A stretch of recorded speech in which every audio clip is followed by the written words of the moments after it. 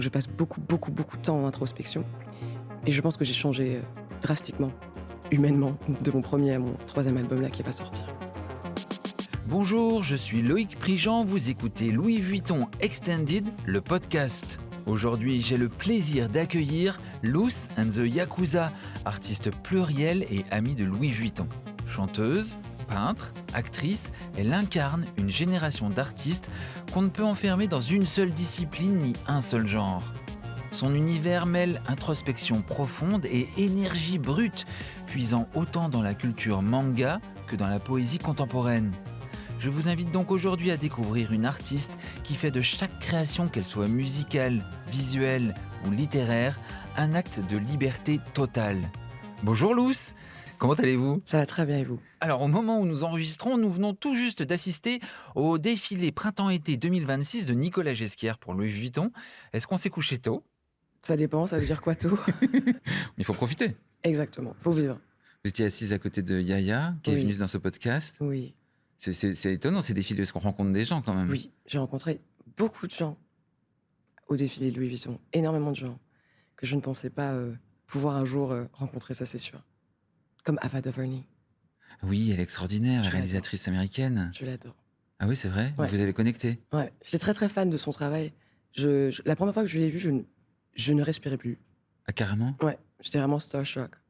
Ah oui, Et un elle manque. est d'une beauté aussi. Oui, c'est vrai. Ouais. J'étais là, waouh. Yeah, elle était très chic. Ouais, toujours. Louis Vuitton. Parlons de vous. Vous avez commencé la musique très jeune. À quel moment vous vous êtes dit, tiens, c'est ça ma voix ? Quand j'ai commencé. J'ai commencé en me disant, c'est ce que je vais faire. Je me suis pas posé plus de questions. Comme un enfant que j'étais buté, je pense. Je me disais que c'était chouette, en fait. Je voyais pas le problème. Plus tard, après, j'ai vu le problème. Mais à 7-8 ans, j'étais là, oh, c'est super. Écrire des chansons, c'est trop chouette. Et les chanter, c'est trop chouette. Et j'étais contente. C'était votre seule passion créative ou il y avait d'autres... Vous aviez aussi le crayon dans la main ? Ouais, j'avais le crayon dans la main. Le crayon, faire des poèmes, chanter, toute forme d'art, vraiment. Tout ce qui me permettait de m'exprimer. Et l'idée d'une professionnalisation, c'est venu quand ? Vraiment, à cet âge-là. Ah ouais, à 8 ans, vous saviez ouais. vous étiez... Ouais. Ça allait finir sur scène. Ouais. Mon papa, il nous posait tout le temps la question à table. Alors, vous allez faire quoi plus tard ? Et à l'époque, je voulais devenir chanteuse, égyptologue, archéologue, astronaute. C'était n'importe quoi, mais je voulais tout ça en même temps. Et du coup, on avait très fort cette vision de ce qu'on fait doit devenir un métier éventuellement. Et du coup, dès le début, je me disais, bah oui, je vais faire ça. Ok, chanteuse. Voilà. Ok. Et votre nom de scène évoque directement votre entourage. Et je voulais savoir qui est votre premier Yakuza ? Oh, waouh. Alors. C'était la première rencontre déterminante de votre carrière. Oh, waouh. Alors, je pense que la toute première, c'était un guitariste qui s'appelle Sénine, que j'ai rencontré et qui fait du rock alternatif. Et c'est la première personne qui m'a complètement accueilli. On faisait des choses complètement opposées et je ne connaissais personne dans la musique, personne. Et on me l'a présenté et il était là, ah mais bien sûr, viens au studio, on va faire des chansons. Et on a commencé à faire des chansons avec lui. C'était la première personne qui a cru en moi à 100% pour aucune raison. Donc c'était lui mon premier Yakuza, je pense. C'était à 10 ans. J'avais 18-19 ans. Ouais. D'accord. Donc peut-être 11 en fait, vu que j'ai vieilli. C'était à 11 ans. Dans votre second album, Yota, qui était sorti en 2022, chaque morceau avait un lien avec un manga. Pas un lien avec un manga directement au niveau de la musique, mais au niveau de comment je l'ai apporté visuellement. Donc au niveau des visuels, oui. Et d'où vient cette passion pour le manga ? Aussi depuis que je suis petite. Je me réveillais, c'est très bizarre, mais je me réveillais très tôt. Quand j'étais petite, à 4-5 heures du matin. J'aimais pas dormir quand j'étais petite et je me disais « Oh, j'ai trop hâte de demain ». J'avais tout le temps hâte de la journée suivante. Et je me réveillais hyper tôt et il y avait que des mangas, en fait, à la télé le matin, enfin des animés. Et du coup, voilà, c'était Pokémon, Digimon, c'est vraiment les années 90. Hein. Et je suis tombée vraiment amoureuse de ce que je voyais. Ah ouais. Et donc tout le monde vous laissait, vu que ça évitait de réveiller toute la maison. Oui, c'est le seul moment de leur journée où je me taisais aussi. Et du coup, aujourd'hui, ça influence la structure même de votre art ? Ah oui, ça a toujours influencé la structure de mon art, ma façon de voir. Je dis souvent en rigolant que j'ai été éduquée à moitié par mes parents et à moitié par la japanimation et Et les mangas. Comment est-ce que vous définiriez l'énergie de votre album Yotak par rapport au précédent et par rapport à ce qui arrive? Alors là, je pense que donc je m'apprête à finir, la trilogie. Trop Et bien. après, je pense qu'il y a beaucoup de choses qui vont changer. On va Hem, devenir égyptologue, finalement. non, je pense que je vais me concentrer, de l'autre côté de la caméra. J'ai fini un cycle et D'accord. donc Gore, c'était une première énergie. Je pense que c'était l'envie, d'être là, de montrer quelque chose de puissant. J'avais tellement de choses à dire. Dans le premier album, on raconte toute sa vie et puis le suivant, on raconte comment, en général, la vie a changé. Puis le troisième, c'est un peu, je pense, comment est-ce que j'accepte ou pas la vie que je mène aujourd'hui? C'est le constat. Et donc, les énergies sont très, très différentes. Je suis très, très fan de philosophie et de remise en question et tout ça. Donc, je passe beaucoup, beaucoup, beaucoup de temps en introspection. Et je pense que j'ai changé drastiquement, humainement, de mon premier à mon troisième album là qui va sortir. Et ce sera le troisième volet Ouais, d'un chapitre qui ouais, se clôt. oui, Dans vos textes, on retrouve sans cesse la notion de dualité. ouais. C'est ce qu'on a remarqué. L'ombre et la lumière, la solitude et l'amour, Mhm, la force et la fragilité. ouais. Qu'est-ce qui vous attire dans ces oppositions? Ce qui m'attire dans ces oppositions, c'est sans doute le fait qu'elles soient vraies. C'est comme ça que je suis. Je suis en permanence dans une dualité. Mon plus grand combat quotidien, c'est que j'ai tout le temps envie d'être seule. Et en même temps, j'ai tout le temps envie d'être avec ma famille et mes amis, mais qu'on soit dans la même pièce en silence. C'est un peu étrange, mais j'ai toujours envie d'être avec tout le monde. Et en même temps, j'ai pas du tout envie Voilà. d'être sociable. donc, et donc voilà, je suis dans cette dualité tout le temps. C'est vraiment comme ça que je suis. Dans mon entourage, par exemple, je suis connue pour ma rationalité poussée à l'extrême. Je suis extrêmement rationnelle Ah dans la ouais? vie, au C'est vrai? quotidien. Ouais. Et puis dans la musique, je suis l'inverse. Totalement. C'est là que j'ai l'impression que je mets toute ma folie. Tout ce que je ne mets pas dans la vraie vie, je le mets dans la musique, je pense. Comment la musique arrive? Ça commence par les mots, toujours, la plupart du temps. D'abord les mots ou la mélodie, mais dans 90% du temps, c'est les mots. J'ai d'abord quelque chose à dire, toujours. Et la mélodie, elle arrive comment? Je pense ça, par contre, c'est comme les mots. C'est un processus un peu magique, un peu étrange. Parce qu'on est vraiment dans le studio. On est un peu dans un espèce de brouillard. On sait pas trop on sait pas du tout où on va. On sait pas si on va faire du piano, de la guitare, si on va faire du hip-hop, du R&B, du rock, de la soul.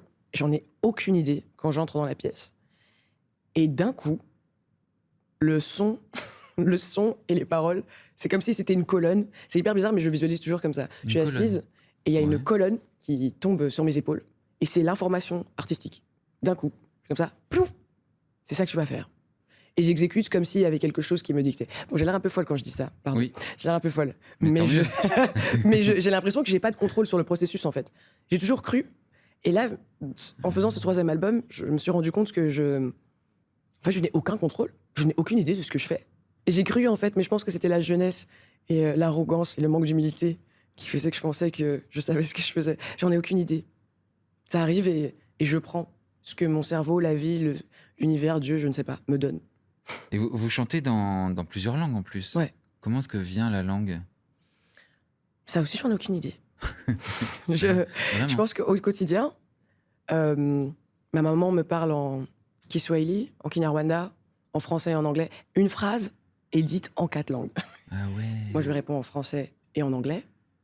Mon père ne me parle qu'en français. Mes sœurs me parlent exclusivement en anglais. D'accord. Mon frère ne me parle qu'en français. Voilà. Une famille où tout le monde parle plein de langues et avec mes amis aussi. Et j'ai plein d'amis anglophones et plein d'amis francophones. Et du coup, les 2 langues viennent naturellement. Vous pouvez me faire une phrase de votre mère, du coup, pour dire bonjour, est-ce que tu as pris un bon petit déjeuner aujourd'hui? Elle dirait comment elle le dirait?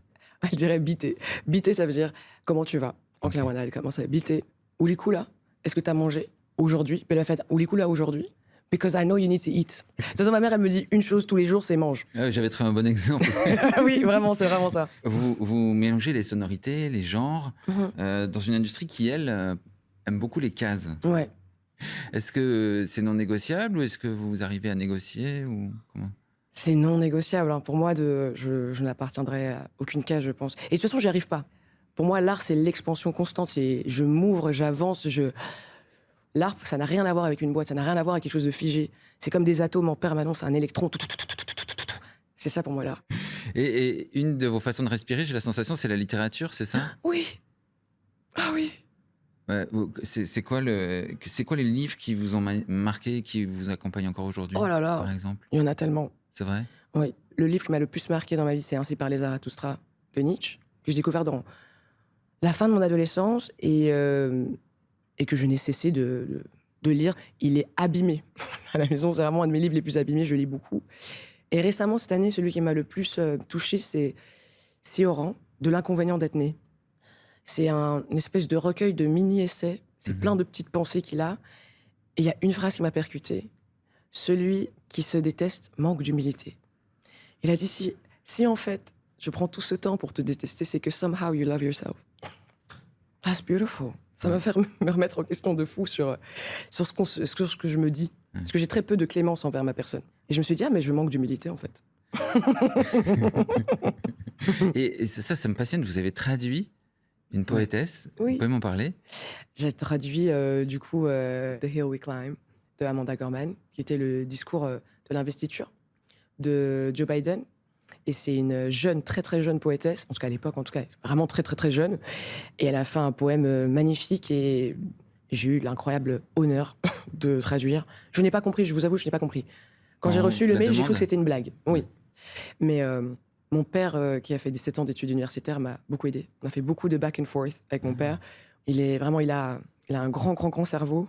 Et c'est vraiment chouette. Et je trouve que c'était un très beau moment père-fille.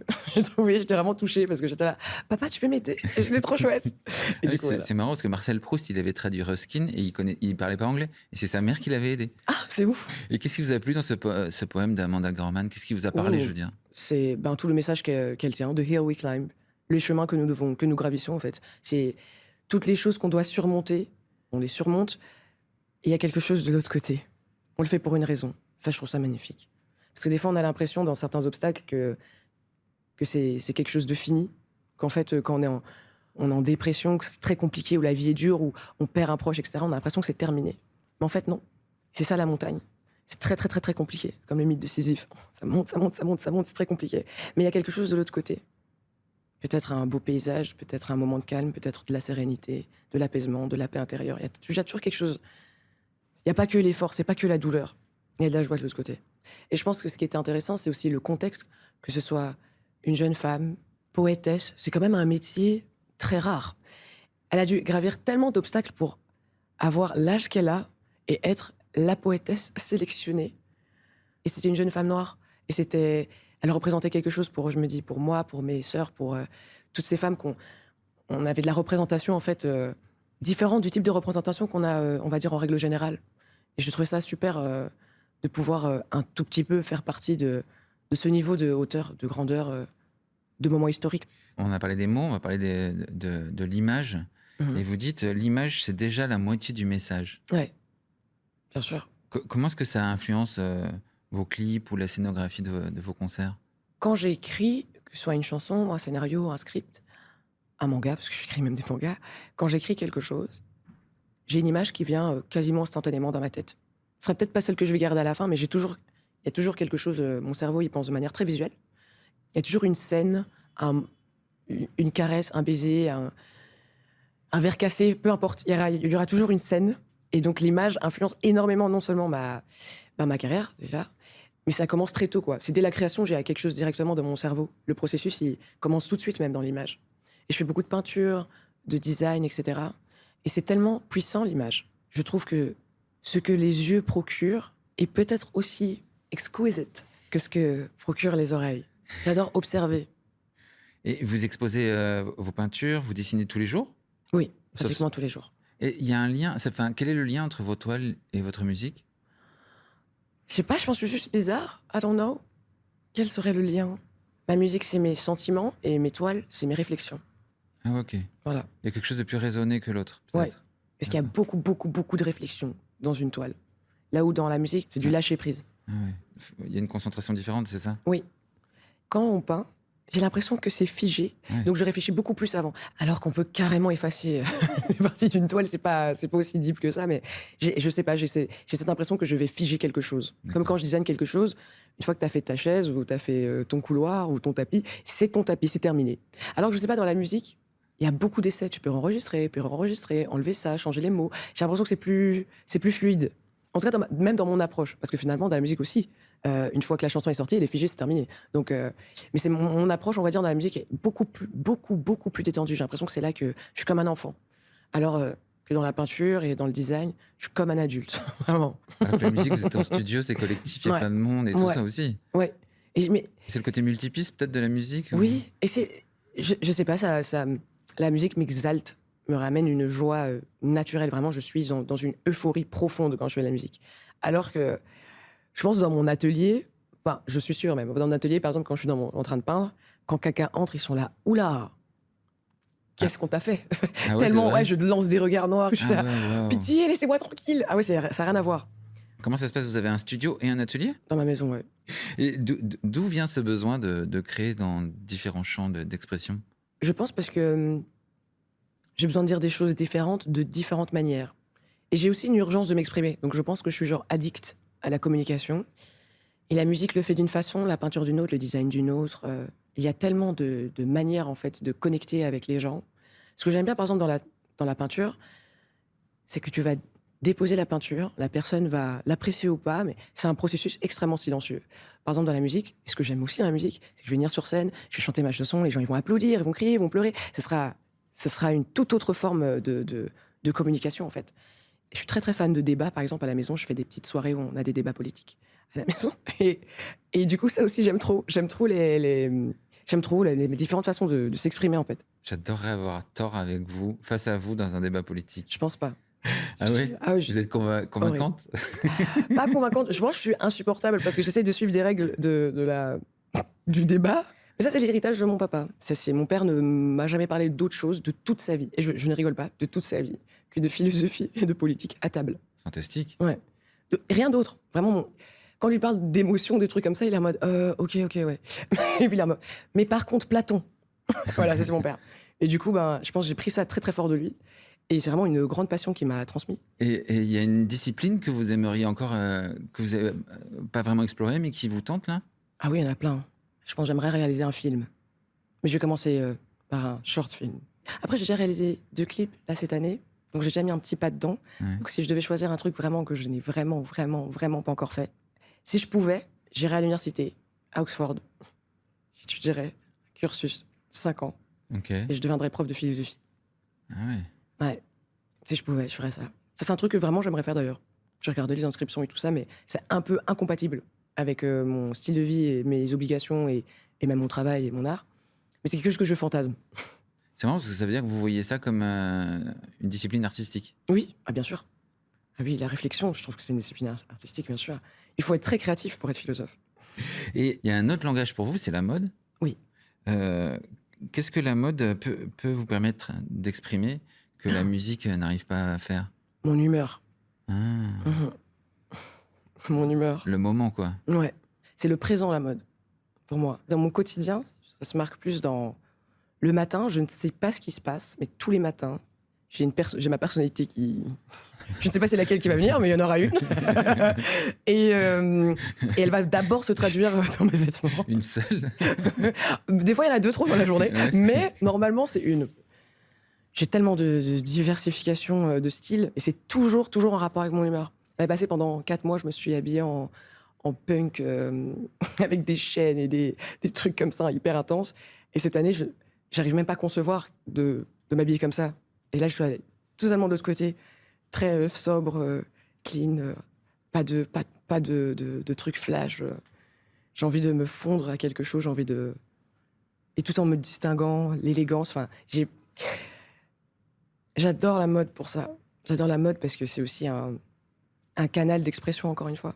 Et c'est ça qui vous aide à être en phase avec vous-même? Oui. Du coup. Et du coup, l'obsession en ce moment, c'est plus quelque chose de plus doux, c'est ça? Oui, de doux, de sobre, avec une petite edge, une toute petite. Ça va être quoi? Les bijoux? Là, oui, les bijoux, ouais. L'excentrisme, ça va toujours s'aider dans les bijoux. Il y aura toujours une petite touche d'excentrique, je pense déjà par le dessin que j'ai sur le front, que je me dessine tout le temps. Ça fait toujours que, même dans quelque chose de très, très, très, très sobre, il y a quand même un petit twist. Oui, mais qui reste posé quand même. Oui. Comment s'est passé le premier contact avec Nicolas Ghesquière? Moi, j'étais très, très contente. J'étais pas du tout familière au vrai monde de la mode, on va dire. Ouais. Moi, je connaissais la mode dans juste mon quotidien, m'habiller, etc. Et un jour, on m'a contacté pour faire une campagne. Et c'était Nicolas qui faisait les photos. Oh là là, sérieux? C'était Ouais. ça le début? Ouais, Non. première campagne, c'est lui qui faisait les photos. Et il était hyper content. C'était une super bonne journée. Je me souviens de ce shoot, j'étais hyper contente. Ah ouais, Juste après, j'ai fait la campagne, puis j'ai défilé. Et on m'a fait close the show. Et j'ai trouvé ça extraordinaire, en fait. Et j'ai compris même l'honneur que c'était. Parce que je suis arrivée vraiment clueless, mais plus clueless que ça, tu meurs. Mais je trouve que c'était chouette parce que j'ai adoré l'insouciance. J'étais heureuse.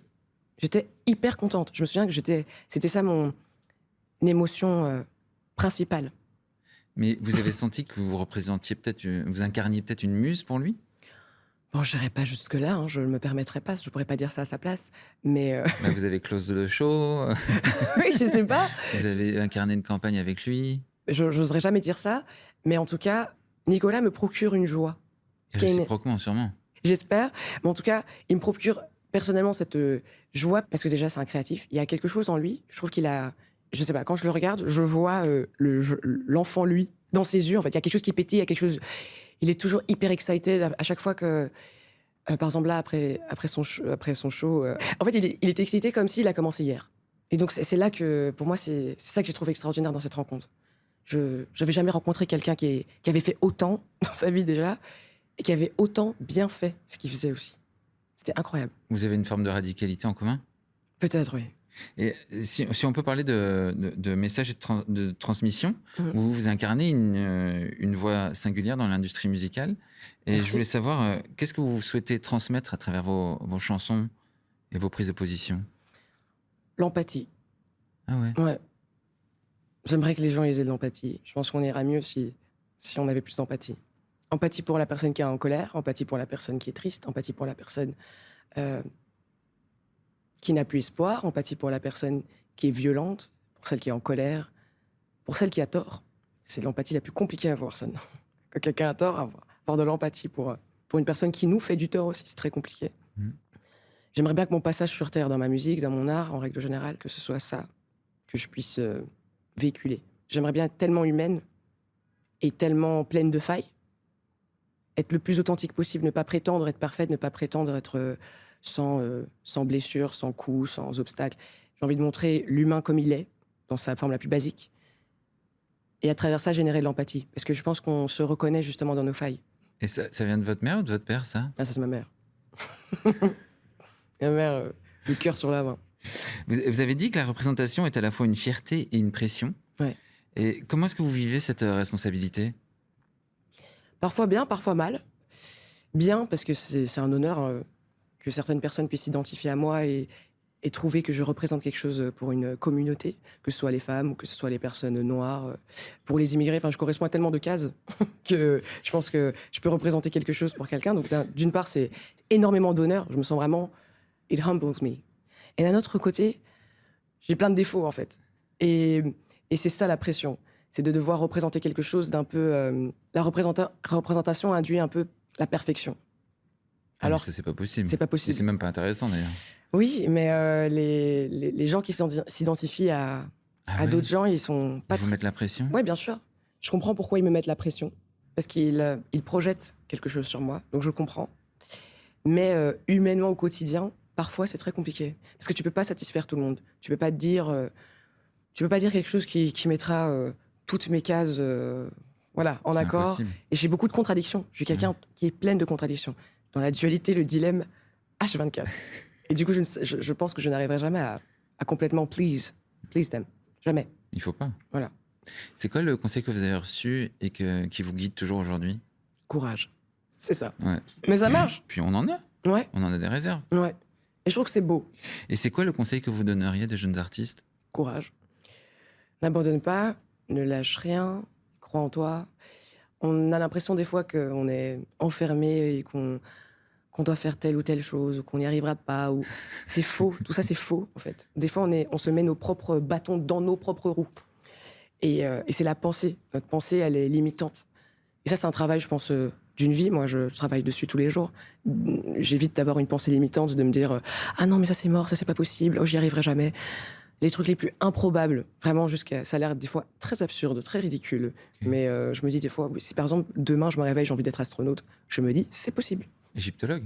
Et egyptologue, si je me dis c'est possible. C'est possible. Voilà, tu vas étudier, tu vas faire ça. Si Ça t'as peut pas prendre du d'argent, tu temps. trouves ce travail-là, tu fais ça. En fait, c'est possible, pas de limite. Et courage, ça veut dire aussi on est ensemble. Tu trouveras des gens dans ton chemin qui vont te comprendre, avec qui on aura une connexion, avec qui on va connecter. Et on n'est pas toujours obligé de connecter sur tout. On peut connecter sur une partie infime. Et c'est déjà une connexion. Merci Luce, j'ai appris plein de choses. Merci à toi. Merci beaucoup. Merci Dorleen. C'était Luce and the Yakuza. On se dit toujours, ah, les artistes, ils sont pas comme nous. Mais je trouve qu'avec Luce and the Yakuza, on se dit, ah, elle est pas comme nous, mais je peux m'identifier, je peux comprendre. On peut tous avoir cette perspective sur le monde si on la laisse entrer en nous, si on se laisse pétiller comme elle le fait. J'ai vécu comme un grand privilège de passer ce moment avec Luce and the Yakuza.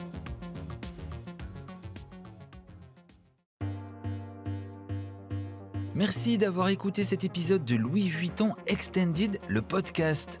On se retrouve bientôt pour de nouvelles histoires en compagnie de personnalités visionnaires. Vous pouvez trouver tous les épisodes sur vos plateformes d'écoute préférées comme Spotify ou Apple Podcast. Pensez à vous abonner au podcast pour recevoir les notifications. On se retrouve très vite pour un nouvel épisode de Louis Vuitton Extended.